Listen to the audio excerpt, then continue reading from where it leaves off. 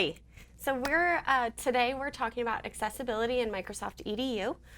This segment is going to be focused on using and teaching with accessible tools in the classroom. So I've been referencing this link throughout my videos today, and it's bit.ly/accessiblemicrosoft. My name is Lindsey.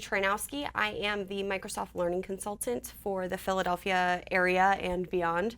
And it's really my job to go into schools and actually train teachers and students and sometimes admin on products that they can use in the classroom, such as Office 365 or accessibility tools, things like Flipgrid and engagement strategies for the classroom as well. My background is in teaching. I spent time teaching prior to this role within special education and elementary education. So I want to just go ahead and get started just with talking about, these entire videos. All of our videos are going to be based on how can we make our tools or our classrooms accessible for everyone, not just our students who have visual impairments, not just our students who may have IEPs, 504 plans, etc. These are tools that can be helpful for all of our students, identified or not, within our classrooms. And it's really important that we don't put these tools into a box and say, well, this is only for our special education teachers, or this is only for our ELL teachers. It's really important that we as educators of no matter what we teach are aware of these tools and actually implement these tools in the classroom. So, and I've started with this every time, but it really holds true. Marlee Matlin said it best when she said, no one should have to ask for access. It should just be there. And I want, you guys to kind of take away from this video the fact that these tools and these features and, these accessibility options are built in a way that we as educators can be proactive with them and pushing them out to students. So we're going to actually go through, and I'm going to use my Sway Navigator tool here on the right-hand side and actually go and scroll through to where it says using and teaching with accessibility tools. So we're going to actually go, and we're first going to talk about my personal favorite tool, which is Immersive Reader and Learning Tools. And then we're going to go into some other tools that are really nifty and handy for the classroom. So Immersive Reader and Learning Tools. If you don't know, if you've never heard of them, Microsoft Learning Tools are free tools that implement proven techniques to improve reading and writing for people, regardless of their age or ability. Some of the different things that studies have shown based around Immersive Reader and Learning Tools are the fact that it does improve comprehension, and it also encourages independent reading. And I do have more references and resources on our Sway for today. And then I also have a table here on our Sway. And when we get into actually demoing Immersive Reader, you'll see that this table actually highlights each individual feature and which tools actually house that feature. So you can go through and you can say, well, OneNote houses a lot of these features. Word houses some of these features, Outlook. And then there's other tools here on the end, such as Microsoft Edge Browser, Teams, Forms, Flipgrid, Minecraft, Office Lens, that house a few of the features. So as we go through and as I demo, you'll be able to see all of the features, but I wanted to let you know that I do have that table in here so that you can reference and reference after the fact where these tools actually live. So I'm actually going to pull up OneNote, and when I pull up OneNote, and I'm just going to open it here. So this is OneNote for Windows 10 Windows 10 operating system. One of the things that I have access to in the View tab is called Immersive Reader. And I just have a simple text here. It's called Geography, and it's just a few simple lines. I'm going to go ahead and pull up this Immersive Reader. And when I do, you'll be able to see the first thing that really shows up here is the fact that it's a nice readable format. For students especially, this is a really nice readable format for them. Now I can go ahead and click the play button. The study of Earth's landforms is called physical geography. Landforms can be mountains and valleys. And have this played aloud. So this will actually read this text aloud to the students. You also notice as it's reading, it's highlighting each word as it's being read, which is really helpful to students, especially students who may have, visual crowding problems and things like that, that they can focus directly on each word as it's being read. We do have some view settings down here, such as making the voice speed faster or slower, and then also voice selection from a male to female voice, and I can change those things. All of these things are customizable by student. Another option that we have built right into this immersive reader is called text options. So I can change my text size, increase or decrease. I can increase or decrease my spacing of words, which again helps those students who may have spatial crowding issues or may just want their words kind of a little bit bigger on the page. And then I can also change font and change themes, which is really nice. We just talked about creating accessible content for all students, and one of those things is really focusing on contrasting when you're providing text or content to students. And this is something that students can actually take their own ownership of and draw accountability to the student in particular, because they can use this immersive reader on things like Word documents and in a form that they may be taking a quiz. So it's a really nice use of the product for individuals, and the student can actually kind of complete this individually and put their preferences in based on their needs. Another option here is actually called, and I'm going to go back here, I'm going to change the theme back. Another option here is called our grammar options. We have the ability to go ahead and separate by syllable, which is really comes in handy, especially when you're a teacher like me and are used to doing it by hand. And then we also have parts of speech. So this is really nifty as well for students because it will actually highlight in the color of choice nouns, verbs, adjectives, and adverbs. And then of course, we're not just differentiating by color here, right? We can actually show labels for those different parts of speech as well. So for students, it's a really nice way, if they're writing, they're writing a text piece in Word, they can actually turn on adjectives to see if they need more descriptive language. So it can help them not only with their reading, but also with their writing. Now we also have reading preferences here, and this is our last option. Reading preferences allows me to line focus, which will focus my reading line by line as I go. I also have the ability to turn this on and off. So if I wanted it for one selection and didn't want it for another, I can turn this on and off. I can also turn on something called Picture Dictionary.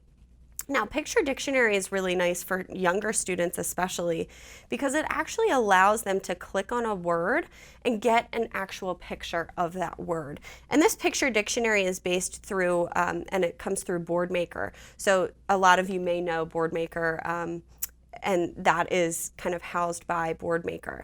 And then the last option that we have here is our translate option. And this translate option is really nice. It's built, again, all of these features are built right in. So it's nothing extra that you as the teacher have to do or your student has to do. All of these are built right in. But the translate option especially is nice. I can go ahead and translate in my language of choice, to which I'm going to pick here Spanish. And you'll notice that I even have different dialects of Spanish. So I have Spanish Mexico, Spanish Spain, Spanish Latin America. And I can choose to translate by word or by whole document. If I choose by word, as I'm reading through, I can click on it word by word and I can actually get the Spanish version and even listen to that version. If I choose to translate by whole document, this will show me the entire selection in Spanish, And it will also show me the original as well. So I can click back and forth between the two. And I know, when I was teaching, I had some students who really struggled with the comprehension aspect. Maybe their fluency was really high for an English selection, but their comprehension was lower. And that was due to the language barrier. So I think something like this that's already built right into your tools can help that student to actually maybe do just kind of a pre-read, right? And use their native language as the pre-read to help with their comprehension. Not only is that going to help with their comprehension, but it's going to enable them to then connect those English words with their native language words to better their language skills as well. So this is something, again, it's called Immersive Reader. It is built right into a lot of our tools. So I'm going to click back out of this, and it's something that's built right into the View menu. It's called Immersive Reader here. If I go into something like Word Online, I also see it in the View menu. So I see View Immersive Reader. So again, if my students are typing a paper or they want those grammar options just to help them along, they can use this. Even for a proofreading tool, right? I had so many students who would type out their wonderful paper and then I'd read it and I'd say, "Did you proofread this?" And they'd say, "No." That's sometimes the last thing they want to do after they type an entire paper. So this is a really great tool to actually incorporate into what they're already doing. They're typing their paper in Word, go ahead and proofread it using Immersive Reader. And they can pull that right up there. Now, Word, Excel, PowerPoint, OneNote, these are all things that are free and on Office 365 for you to use. So these are all free tools that you have access to. You can get a free Microsoft account if you're a teacher or student. You can get a free Office 365 account, and you can use these tools, Word, Excel, PowerPoint, OneNote, all of these great tools. Even things like Sway and Forms on your free Office 365 account. So I'm going to go back to my Sway here.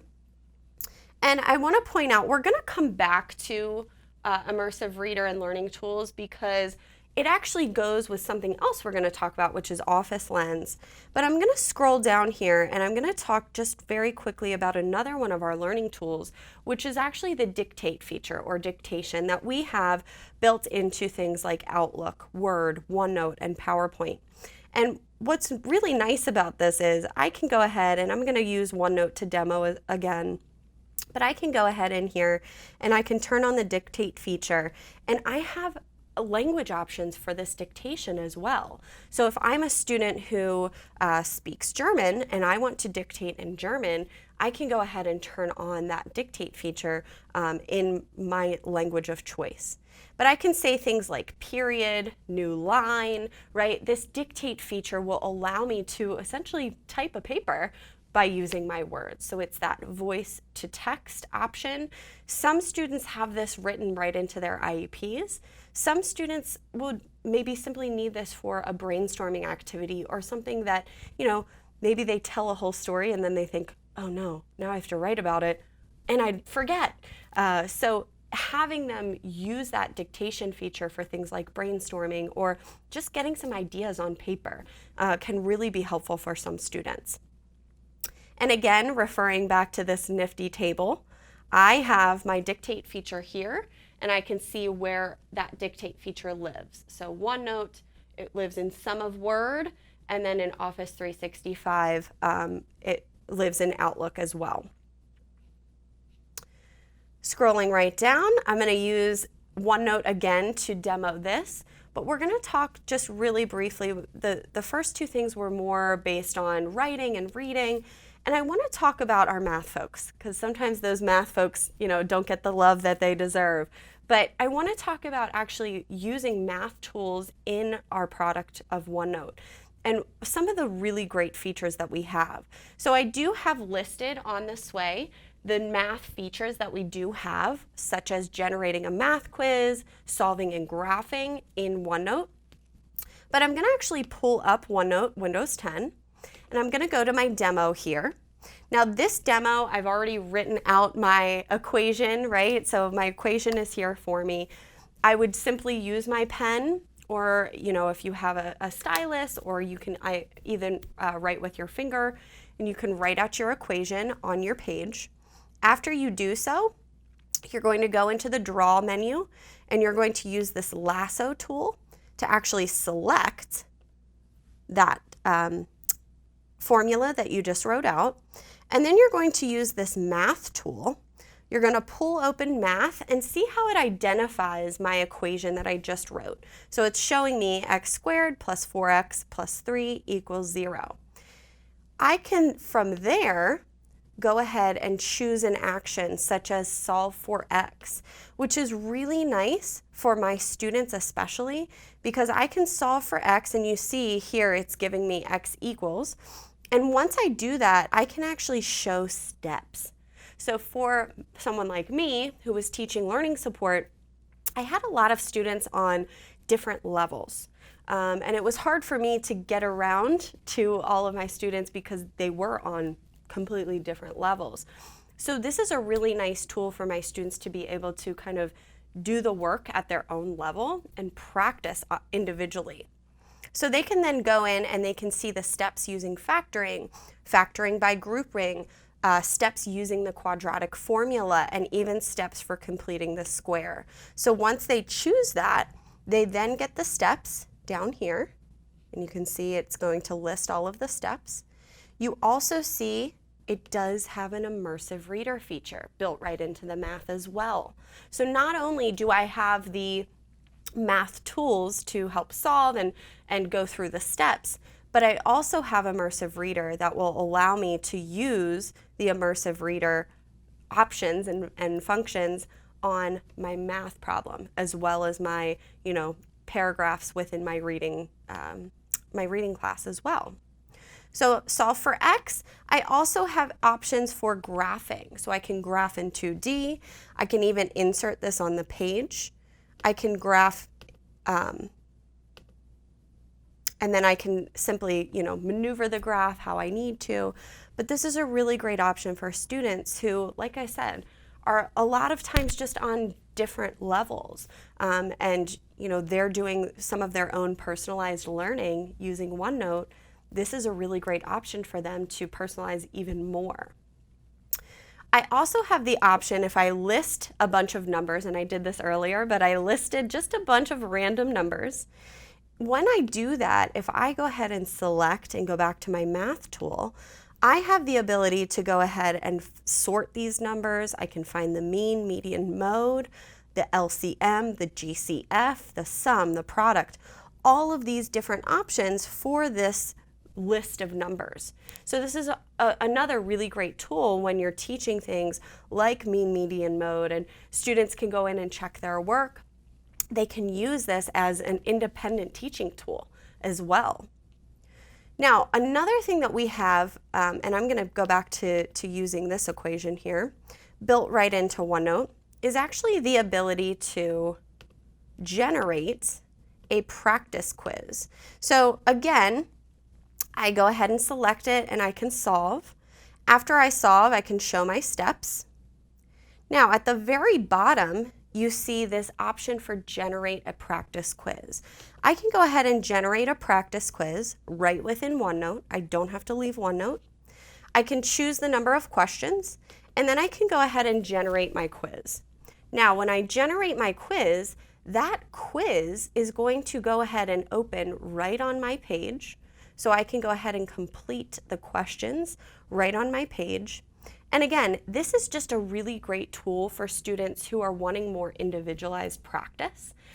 They're completing these equations, and they go back and they say, I want to practice on my own. I want to do some more practice, but I want to do it on my own. So what Microsoft has built into OneNote with Generate a Practice Quiz is, again, using that artificial intelligence to say, hey, I recognize that, it's kind of an x squared plus 4x. So it's using that same type of problem in subsequent forms problems for the student to be able to practice on their own. So this is a really great use of OneNote for personalized learning when you think about how you can differentiate by student, and students can have that accountability right within the tool. Now, I also have included a quick video. I'm not going to play it, but I want you to know it's there in my sway for today. This is showing you exactly what I just did with generating a practice quiz in OneNote. Moving right on to one of my other favorite tools, so Immersive Reader, hands down #1, love it. But Office Lens is a close second, and I love Office Lens. I use it almost daily, and I don't just use it for work. I use it sometimes for things that I have at the house, and etc.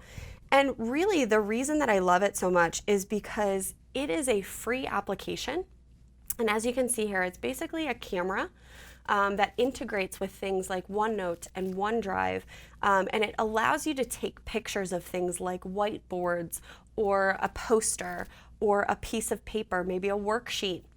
And it allows me to actually crop that piece of paper. So I'll show you the example here. So this was the picture that was taken, and this is the picture that Office Lens actually cropped and made into the image in Office Lens as the application. Now, not only that, but after that happens, I actually have the ability to go ahead and have this read aloud. So think that immersive reader feature that we talked about earlier, that's actually built right into Office Lens.